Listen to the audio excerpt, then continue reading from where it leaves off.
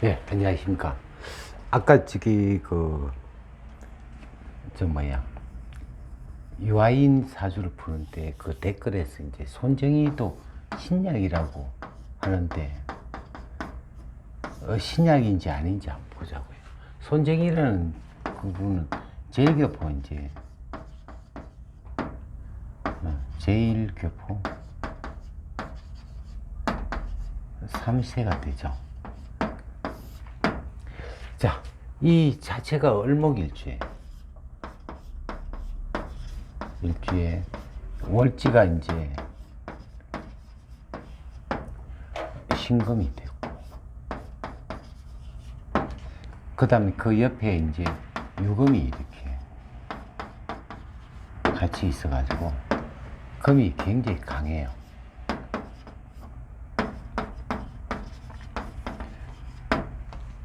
이 을목이라는 자체가 묘목에 뿌리가 있고, 이 금은 관이 되는데, 관이 있을 때 상식은 내 편.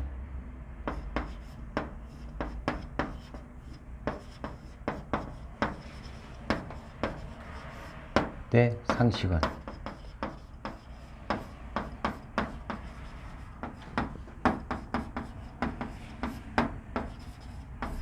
내 편이지. 그러니까 나의 뿌리가 돼요. 그러면은 이게 이제 결과적으로 금이 굉장히 강하죠. 금이 강하기 때문에 내 힘이 좀 부족하다.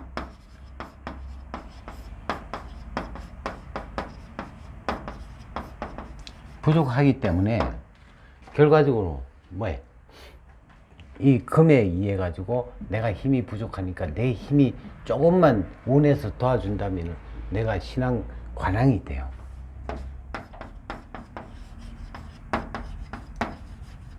이 신앙 관왕이라는 것은 뭐냐면 제가 이제 재생관이 되죠. 그러니까 돈이 있어야 내가 명예가 올라간다 하는 그런 부분이기 때문에, 이 그동안에 임묘진 사오미 계속 언제까지 60세까지가 운이 되게 좋았단 말이에요. 그 자체를 내가 이 유금 무토 이거를 충분히 제어할 수 있는 그런 어떤 운이 왔었다고. 근데 이제 61세 때부터 보면은 이 축이라는 자체가 신유 금의 유축 건국으로 이렇게 가요. 그러니까 금이 더 강해져 버렸죠. 그러면 약간의 어떤 그 관살 태왕이 되는데, 완전한 관살 태왕이 아니고 조금 힘이 내가 부족한 부분이 부족하다. 그러면 저기 이제 중간격이 돼버려요. 완전 신앙 관왕이 아니라 관에 의해 가지고 조금 약한 어떤 부분이 있단 말이에요. 그러면 그거를 어떻게 해야 되냐? 관인상생으로 바꾸면 돼요. 그래서 인수를 공부를 통해 가지고, 안 그러면 주위의 도움으로 인해 가지고 내가 이제 신앙 관왕이 되면은 충분히 이제 유지할 수가 있는데, 그렇지만 61대운에서 이제 보면은 그 인수 도와주는 사람이 실질적으로 중금속이 오염된 부분이니까 나를 어떻게 치는 쪽으로 흘러가 버리죠. 그래서 이제 아무리 우리가 그 사주가 좋다 한들, 때로는 보면은 그 아무 사주가 타고난 어떤 부자라 하더라도 운이 좋지 못할 때가 있는 거고, 평생 운이 좋은 사람은 없다는 거죠. 그래서 이제 항상 높은 자리에 있을 때는 언젠가 떨어진다는 것을 알면은 사람이 겸손해야 돼요.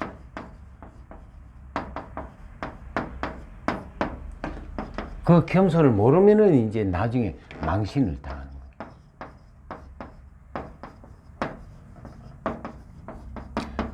자, 이런 어떤 사람은 어떻게 해야 되느냐? 어떻게 할 것인가 하는 것을 우리가 숙제가 되겠죠.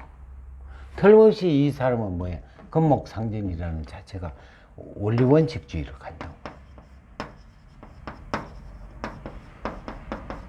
그러면 그 돈을 어떻게 해? 돈을 내가 가지면은 내 몸이 아프고 내가 어떤 억압을 받게 돼 있어요. 그래서 이제 사회에 기탁을 해버려요. 사회에 환원시켜버린다고. 사회에 그 많은 돈을 바깥으로 내버리면은 내가 어떻게 안전하게 되겠죠. 그래서 이제 이 손정희 회장 같은 경우는 사회에 환원시키는 쪽으로 간다. 이렇게 볼 수가 있겠습니다. 그러면 우리가 이제 아무리 돈을 많이 벌었다고 해가지고 그 사람이 사업으로 성공한 사람은 아니란 말이에요. 왜? 우리가 돈을 많이 버는 거는 실질적으로 여러 사람들의 호주머니를 이쪽으로 모았다는 얘기거든. 그러면 어떤 방법이든지 수단과 방법을 가리지 않고 돈을 벌었는데 그 돈이라는 그 자체가 이제 나중에 다시 환원을 시켰을 때는 이 사람은 성공했다고 얘기할 수 있지만 자기가 그냥 그 돈을 쥐고 있다면 성공이 아니고 악랄했다. 자, 우리가 부자들은 어떻게 그냥 바늘로 찔러도 피 한 방울 안 나는 사람이 우리가 부자예요. 그러면 여러 사람들한테 지탄을 받겠죠. 그 나중에 이제 돈을 환원시켰을 때는 역시 그 사람 됨됨이가 됐다 이렇게 보는 거예요. 모든 걸 우리는 뭐예요? 돈이라는 것은 국가 돈이라 그랬죠. 그 돈을 이제 자기가 왔으면은 이제 나머지 돌려줘야 되는 어떤 의무를 갖고 있기 때문에 이 손정희 회장 같은 경우 좋은 일을 많이 하는 이유가 거기에 있는 거예요. 그것도 일본이라는 그 자체에서 이제 경제를 배웠기 때문에 환원시키는 그 부분이 굉장히 많죠.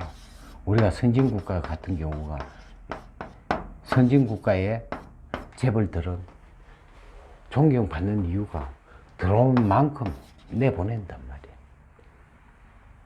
우리나라처럼 그냥 당대에서 돈 벌어가 당대에서 망할 때는 이게 가난이 몇 대까지 가냐면 2대까지 가는. 그러니까 이거 알고 나면은 돈 번다는 그 자체가 선짓할 때가 있어요. 정상적으로 돈을 벌어가지고 나중에 여러 사람들한테 분배를 했을 때는 괜찮은데 지금 민주당 같은 그런 사람들이 전부 다 수입도 없으면서 자식들을 유학을 보내고 이렇게 할 때는 결과적으로 뭔가 다른 어떤 수입이 있으니까 뭐 가겠죠. 그렇다고 한결같이 그 좌파의 어떤 그 자식들이 장학생으로 가는 사람 한 명도 못 봤어요. 가면은 돈을 쓰는 쪽으로 사치하고 놀다가 그냥 귀국하는 그런 상태가 되고 이렇게 되죠. 그 부당한 어떤 돈을 썼기 때문에 그 자식들은 처음 다 내리막길로 가고 나중에 탕진하게 돼 있어요. 돈이라는 자체는 부당하게 벌었으면 나중에 다 어떤 정상적인 부분에서 나가는 게 아니고 어떤 불확실한 방법으로 이제 전부 다 빠져나가는 거예요. 그게 곧 망한다는 거예요. 그러니까 돈을 우리가 어떻게 하라 그랬어요? 개같이 벌어서 정성같이 써라. 말이 여기에서 나옵니다. 사회에 환원시키고 항상 이 부하고의 어떤 관계는 뭐예요? 우리나라에서는 경주 채부자를 항상 얘기할 수밖에 없어요. 항상 바르게 살자. 한마디로 바르게 살자. 우리가 사주에서 얘기하는 게 뭐냐면 바르게 살자.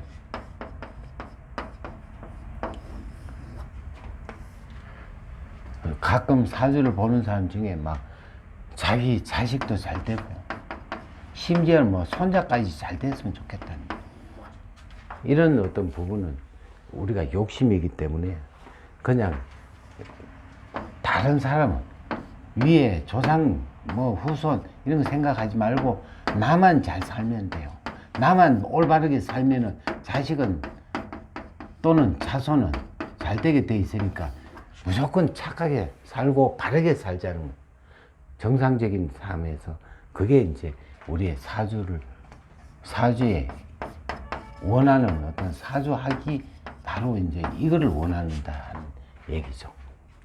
뭐 돈을 많이 벌었다, 부당하게 수단과 방법을 가리지 않고 돈을 많이 벌었다는 것은 우리 사주학에서는 통하지 않는 부분이기 때문에 항상 누구를 탓하기 이전에 나 자신만이라도 바르게 살자 하는 것을 가리키는 거기 때문에 우리가 이 동영상을 보면서 항상 한 번쯤 바르게 살자 하는 것을 한번 가져보고 어떤 것이 바르게 사는 건가 한번 각자의 몫으로 한번 돌려가 봅시다. 예, 감사합니다.